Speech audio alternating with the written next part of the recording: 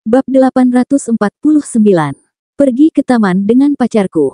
Tidak tahu sudah berapa lama, tapi mungkin setelah semua pakaiannya dicuci, Lee Seolgi merapikan rambutnya yang berantakan, tersenyum manis, dan keluar dari kamar mandi dengan puas. Wajah Kenzi menjadi panas, dia mengambil ember pakaian dan mengikuti Lee Seolgi keluar dari kamar mandi. Keduanya saling membantu dan bekerja sama mengeringkan pakaian di balkon kecil. Kemudian, Lee Seolgi berkata bahwa sinar matahari di luar bagus dan ingin keluar berjemur di bawah sinar matahari. Oke, aku tahu tempat yang bagus dengan pemandangan indah dan udara segar, cocok untuk berjemur, kata Kenzi dan mengajak Lee Seolgi keluar apartemen bersama. Turun ke bawah, Kenzi mengemudikan taksi yang diantar Lee Seolgi, dan membawanya ke taman hutan tempat dia berada tadi malam. Hari ini adalah hari Sabtu, dan ini merupakan hari cerah yang jarang terjadi. Banyak warga datang ke sini untuk mengunjungi taman. Kenzi memarkir mobil, dan keduanya turun dari mobil. Kenzi mengambil masker hitam besar dan menyerahkannya kepada Lee Seolgi. Kenakan masker dan tutupi wajahmu. Itu akan lebih nyaman bagimu. Lee Seolgi adalah dewi super yang terkenal di dunia. Dia sangat terkenal di Pulau Hong Kong. Jika dia berjalan di depan umum, pasti akan dikenali oleh banyak warga. Itu mungkin menimbulkan efek yang tidak perlu dan bahkan menarik reporter yang mengganggu. Tidak apa-apa, Seolgi tidak mau memakai masker saat bersama Opa Kenan. Rasanya sangat tidak nyaman, kata Lee Seolgi sambil memeluk Kenzi, dengan senyum manis, dan mencium wajahnya dengan lembut. Ahem, menurutku sesuatu bisa dengan mudah terjadi jika kamu seperti ini. Wajah Kenzi menjadi sedikit panas. Melihat orang-orang di sekitarnya memperhatikan, dia merasa sedikit malu. Hei, lihat, gadis cantik dengan sosok super bugar itu sepertinya dia Lee Seolgi, duta Perserikatan Bangsa-Bangsa yang sering muncul di iklan. Sosok Lee Seolgi yang tinggi, sosok yang luar biasa, penampilan dan temperamen yang sangat cantik membuat kemunculannya di tempat parkir tersebut menggugah perhatian dan perbincangan orang-orang di sekitarnya. Apa, kamu bilang, gadis super cantik itu adalah Lee Seolgi? Ya, sepertinya mereka adalah pasangan, dia baru saja mencium pria itu. Ya, rasanya sangat aneh. Bagaimana bisa Nona Lee Seolgi menjadi pasangan seorang sopir taksi? Tapi saya melihatnya dengan jelas, itu pasti Lee Seolgi. Mungkinkah pria yang mengemudikan taksi itu sebenarnya seorang aktor? Mungkin dia datang untuk bekerja sama dengan Lee Seolgi dalam syuting video promosi. Ayo kita ke sana dan lihat. Jika itu benar-benar Nona Lee Seolgi, kita bisa memintanya untuk berfoto. Mendengar sekelompok orang yang lewat berdiskusi, Lee Seolgi mencoba yang terbaik untuk menahan tawanya, mempercepat langkahnya, dan buru-buru berbelok ke jalan hutan dengan Kenzi di lengannya dan bersembunyi di taman terpencil terdekat. Dengar, aku sudah bilang padamu untuk memakai masker, tapi kamu tidak mendengarkan. Sekarang kamu tahu betapa memalukannya itu. Kenzi menatapnya, menggelengkan kepalanya, dan menyerahkan masker hitam besar itu lagi. Seolgi tidak menginginkannya. Sangat merepotkan dan tidak nyaman memakai masker. Lee Seolgi sepertinya sengaja sombong, memegang erat Kenzi dengan kedua tangannya, lalu menyatukan bibir merahnya dan mematuk bibir Kenzi di atas. Kenzi buru-buru menyeka bekas lipstik di wajahnya dan tanpa sadar melihat sekeliling, seolah dia khawatir orang yang lewat akan melihat pemandangan ini. Lee Seolgi terkekeh dan berkata dengan mata melotot, "Kakak Kenan, kamu sangat pemalu," bahkan Seolgi pun tidak takut, mengapa Opa begitu gugup. Tadi Opa, lalu kakak Kenan dengan sengaja meniru nada bicara Sheila saat menyebut kakak Kenan, jelas-jelas menggodanya. Kenzi sedikit tidak senang dan memutar matanya ke arahnya dengan marah, tetapi Lee Seolgi menjadi lebih energik, terkikik dan gemetar, hampir tidak mampu menegakkan punggungnya. 5 menit kemudian, melihat wajah Kenzi datar, Lee Seolgi akhirnya berkompromi dan mengeluarkan kacamata hitam besar dari tasnya dan memakainya di wajahnya, menutupi wajahnya yang cantik. Kenzi diam-diam menghela nafas lega, merasa bahwa berjalan bersamanya seperti ini akhirnya membuatnya merasa lebih nyaman. Mereka berdua berjalan dan berkeliling di taman hutan, menikmati pegunungan dan sungai. Saat itu sekitar tengah hari, Kenzi menduga Lee Seolgi lapar, jadi dia menuntunnya kembali, berencana meninggalkan taman dan pergi ke jalan makan sesuatu. Saat berjalan menuju gerbang taman, kebetulan dia bertemu dengan seorang wanita bertubuh menggairahkan yang membawa tas bermerek dan mengenakan pakaian minim.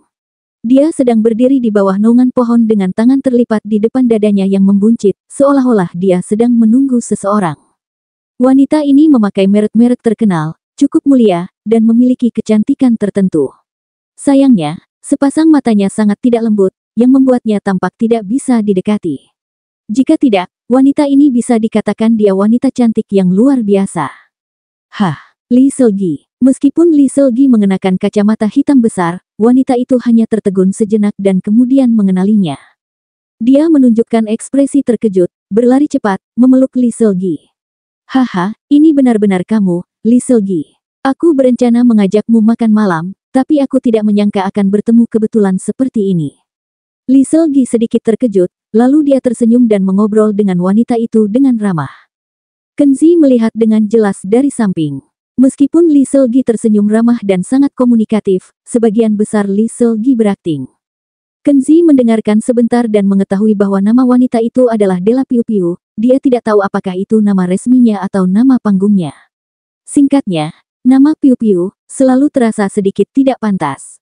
Meskipun dia tidak mengetahui hubungan antara Dela Piu Piu dan Li Selgi, Kenzi masih dapat mengatakan bahwa Dela Piu Piu adalah tipe teman atau kenalan yang Li Selgi tidak ingin memiliki hubungan dekat, tetapi harus menghadapinya.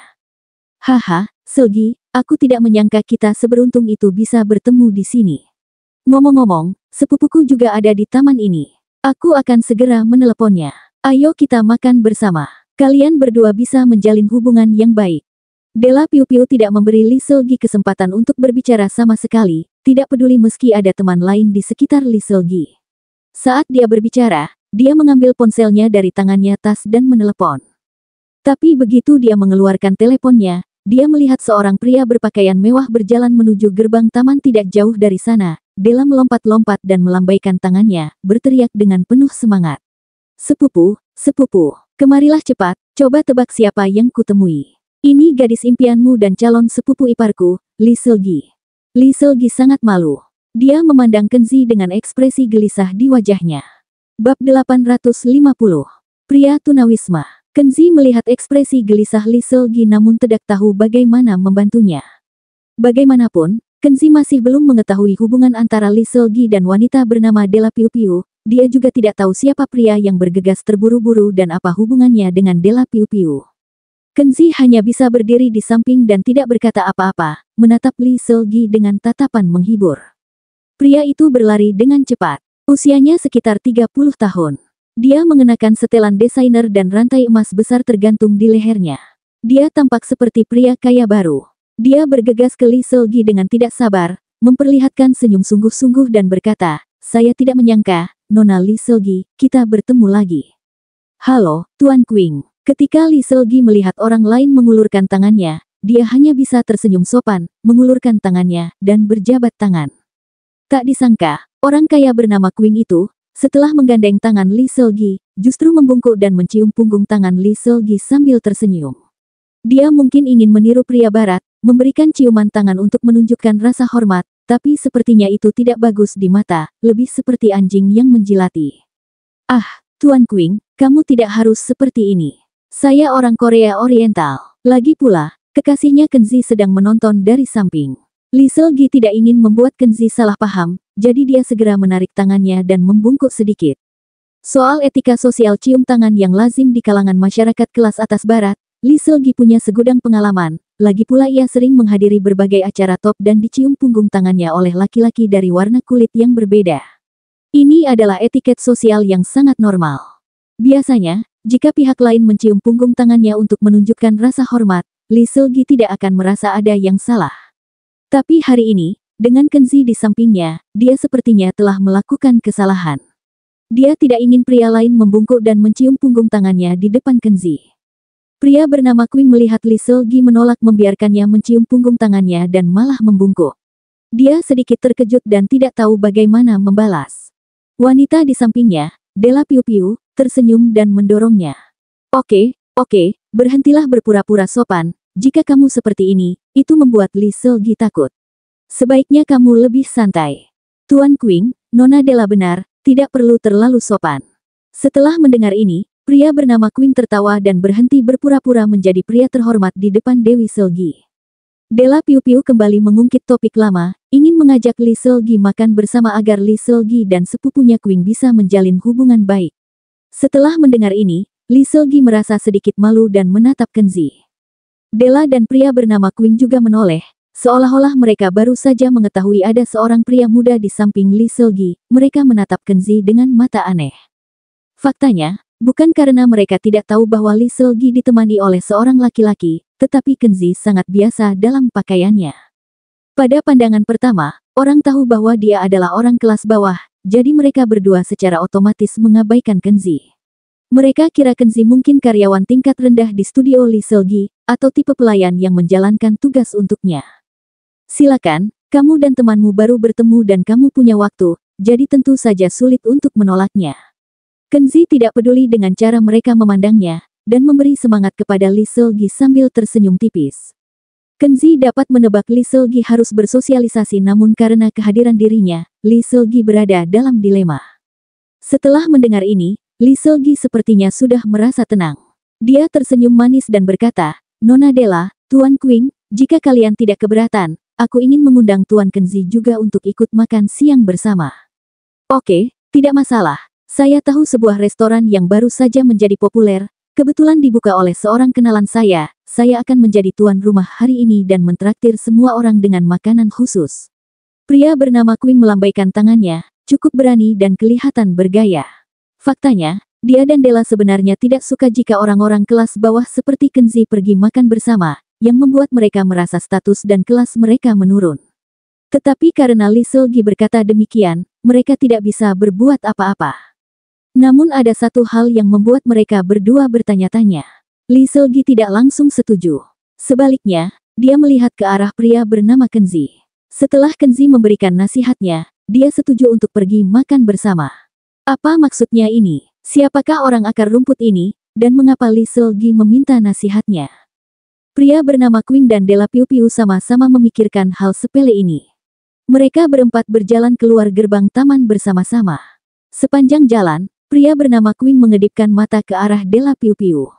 Della Piu Piu mengerti dan sengaja tersenyum, memeluk Lee Seolgi dengan penuh kasih sayang, dan mulai bercanda. "Seolgi, pria tampan bernama Kenzi ini memiliki beberapa kemiripan dengan Nona Mutia, kepala perusahaan investasi Damas cabang Hong Kong. Mungkinkah dia saudara kandung Nona Mutia?" Kenzi berjalan, sambil melihat ke arah Della Piu Piu yang ekspresi lembutnya terlihat palsu. Kenzi tidak bisa menahan tawa di dalam hatinya. Dia tahu betul bahwa Della Piu Piu sengaja mengangkat topik yang tidak relevan, hanya untuk bertanya apa latar belakang dirinya. "Anda salah Nona Della. Saya tidak kenal Nona Mutia dari Damas. Saya adalah saya dan tidak ada hubungannya dengan wanita itu," kata Kenzi. "Lalu di mana Tuan Kenan bekerja?" Pria bernama Qing itu memanfaatkan kesempatan itu untuk bertanya, lalu mengeluarkan kartu namanya yang berlapis emas. Dia terlihat sopan, namun nyatanya dia sedang pamer. Dia menyerahkan kartunya dan berkata, "Saya, Qing Zisei, CEO Zisei Real Estate Group. Dia adalah sepupu saya Della Piu Piu, Direktur Keuangan Zisei Real Estate Group." "Oke." Kenzi mengambil kartu nama itu dan berbicara dengan tenang. Dia tidak menyangka pria yang mengenakan setelan desainer dan rantai emas besar ini merupakan CEO sebuah perusahaan grup. "Jadi Tuan Kenan, di mana kamu bekerja?" Melihat Kenzi tidak menyebutkan sepatah kata pun tentang latar belakangnya, Della Piu Piu bertanya padanya, menduga orang ini tidak memiliki banyak latar belakang. "Maaf, saya tidak bekerja di manapun, saya menganggur dan tunawisma," Kenzi berkata dengan ringan. "Kamu seorang tunawisma?" Della berseru berlebihan, dan kemudian memandang Lee Seolgi dengan tidak percaya, seolah bertanya, "Kenapa kamu bergaul dengan seorang tunawisma?" Lee Seolgi tidak tahu bagaimana menjelaskannya, dia tersipu dan tidak mengatakan apapun. Melihat dia tersipu, Qing Zisei merasa bangga secara diam-diam, dia memandang Kenzi di sampingnya dan mendengus dengan jijik di perutnya. Awalnya, dia curiga Kenzi mungkin orang kaya yang tersembunyi, jadi dia bisa sangat dekat dengan Lee Seolgi. Sekarang sepertinya dia sudah terlalu banyak berpikir. Orang ini ternyata sangat rendah, jadi tidak mungkin ada hubungan khusus dengan Dewi cantik seperti Lee Seolgi. Dan Della Piu Piu bahkan menunjukkan sedikit rasa jijik di matanya saat dia melihat ke arah Kenzi.